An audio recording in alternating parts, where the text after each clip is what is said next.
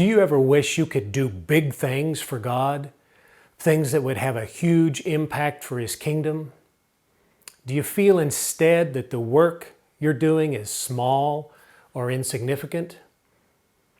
In service of the kingdom, do you want to be fine china, but more often feel like Chinet? Let's talk about that.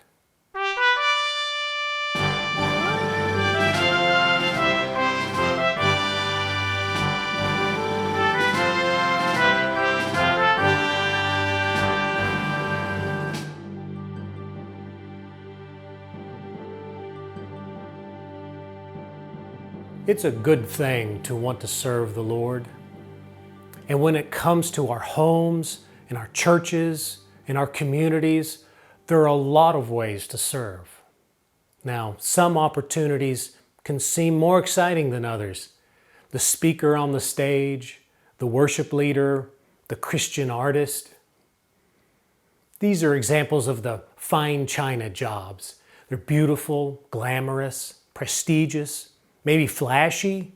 You want to be a part of that, right? Other jobs, they look less exciting. Helping in the children's ministry, directing traffic in the parking lot, cleaning up after the worship service. These can feel like the Chinet jobs. Jobs that we all agree are important, that need to get done, but at the end of the day, well,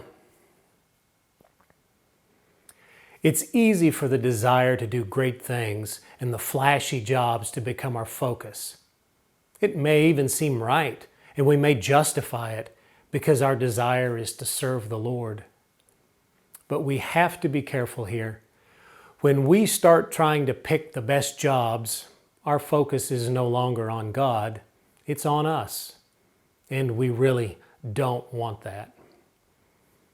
God has created us for good works.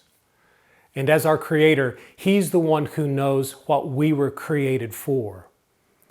He is the potter, and we are His clay.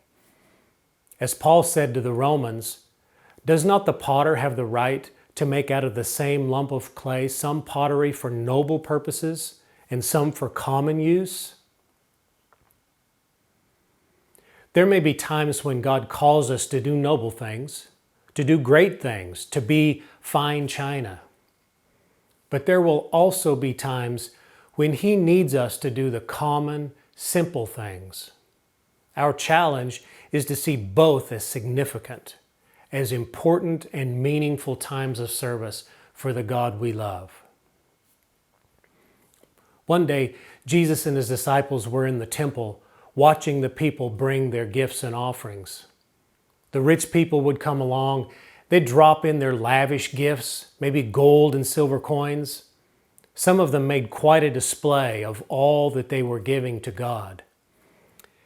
And then a widow came, and she gave 2 small coins, like pennies. And Jesus looked at her and said, "There, that's the one.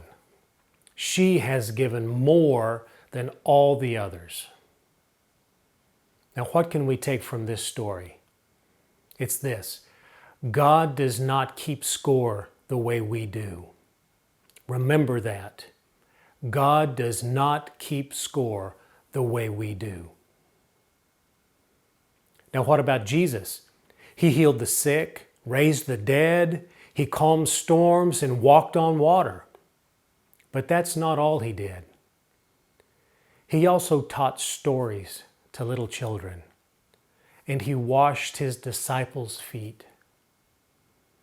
He was the King of the universe, but He taught us that the smallest, most seemingly unimportant jobs are critical in the kingdom of God.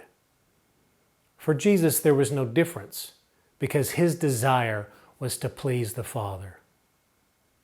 So, the next time we get a chance to serve in the kingdom, will we be China or Chinet? Only God knows. But we will let Him decide. And either way, let's agree to love and worship Him each and every day.